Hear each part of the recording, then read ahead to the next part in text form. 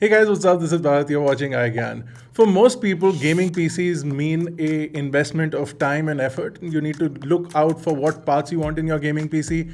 Then you have to basically source them from all over the place, and then you have to assemble your gaming PC. Not everyone has the ability or the access to parts, especially here in India, to form a gaming PC that is a complete unit that gives them exactly what they're looking for.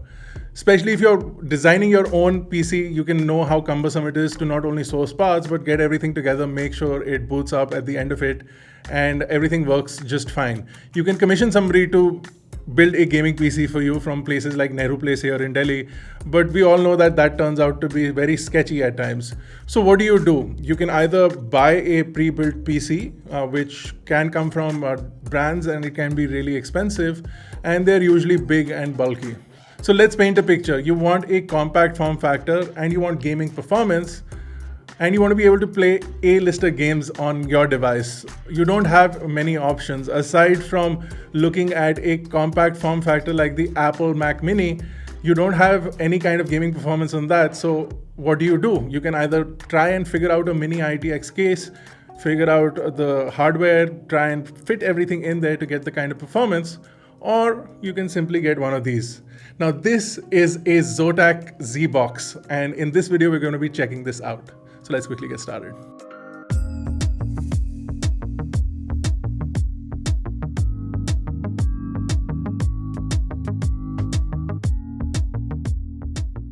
Now the Zotac ZBox is exactly what you would expect from a device like this. It is a compact form factor, completely built gaming PC. Now, that being said, it is not entirely built and you still get a few custom options after you buy this device. It's called a bare bones unit, and you can open this up and install your own hard drives, a 2.5-inch drive, whether it's a standard SATA drive or a SATA SSD can be installed on this, but it also has an M2 slot, so you can install a PCI M2 SSD as well to get really fast access speeds. And you also get 2 DIMMs for RAM. So you can also install your own 2 DDR4 RAM DIMMs to get dual channel memory on this machine.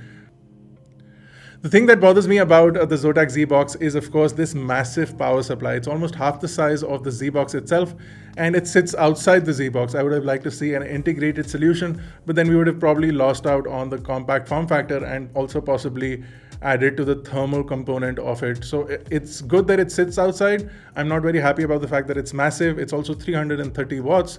So it sits outside, it's massive, and it's heavy as well. But everything else is more or less pre-built. So let's take a look at what is inside this compact form factor PC.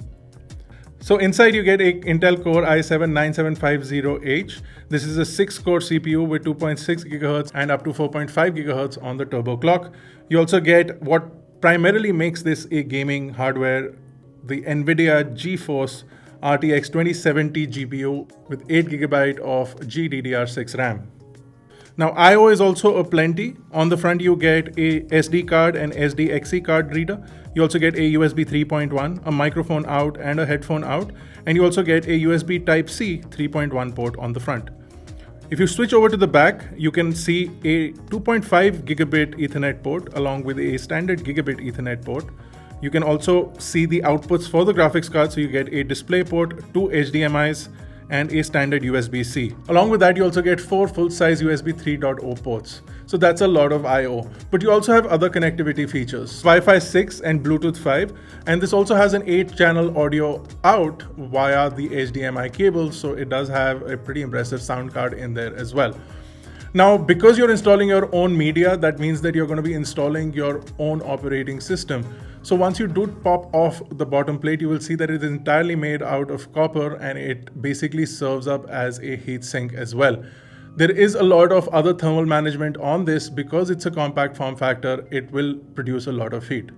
Now, once you're done with the installation, it's time to check out what kind of performance you can expect from this. Now, on Geekbench, we're getting single core scores of 1186 along with multi-core scores of 5455. Cinebench scores reached 2400 without a problem. We also ran benchmarks on the Shadow of the Tomb Raider. And gameplay in itself gave us about 100 FPS, so that was really impressive from this device. We also played games like Assassin's Creed Odyssey, and Apex Legends, both of which gave us an excess of 70 FPS, and that too on a 1440p resolution, whereas the Shadow of the Tomb Raider was running at 1080p.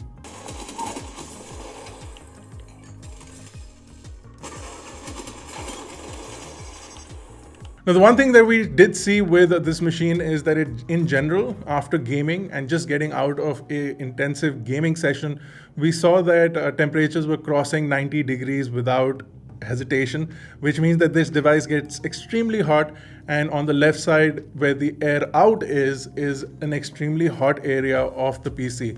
I would recommend, if you do end up getting one of these, to elevate this and not keep it flat on a table. Even though it does have a few standoffs on the bottom, it would require better airflow. And if you're going to be gaming on this for long periods of time, you might want to keep an eye on the thermals and on the thermal clock itself. Now, we didn't go in deeper to see what the thermal installation is like and what the thermal paste and the heat sinks are like. But all in all, just for the form factor, it turns out to be a really impressive device. To be able to give us desktop grade graphics and performance from such a small form factor means that things are headed in the right direction, especially for some PCs.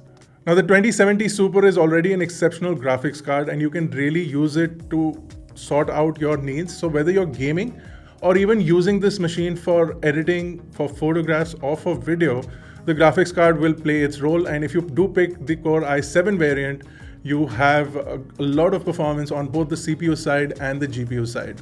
What's also relevant here is that it runs pretty quiet. As long as it does not cross the threshold temperatures, the fan spin is very low, and it does not cross that threshold up until it reaches really extreme temperatures, which is also something that we want to look at, adjusting the fan curve so that it runs slightly cooler, but it does spin up the fans. And even at full fan spin, the fans aren't loud enough to bother your workflow or your work environment. A pretty impressive machine from Zotac. The fact that it's a compact form factor, the fact that it gives us the kind of performance that it does, and the fact that you don't have to waste your time looking for parts, sourcing components, and putting everything together. What you really need is the right kind of RAM, the right kind of SSD or hard drive that you need, and then you're basically good to go. This is a complete all-in-one package, and people in India really need something like this. I'm always a fan of building PCs, but sometimes you don't really want to spend time building a PC and you want your gaming performance and you want it in a compact form factor. I don't think it gets any more compact than this, especially on the PC side of things. That's it for this video. I hope you enjoyed it. What are your thoughts on the Zotac ZBox? Do you think you want a device like this? Would you be interested in getting a device like this? Let us know in the comment section below.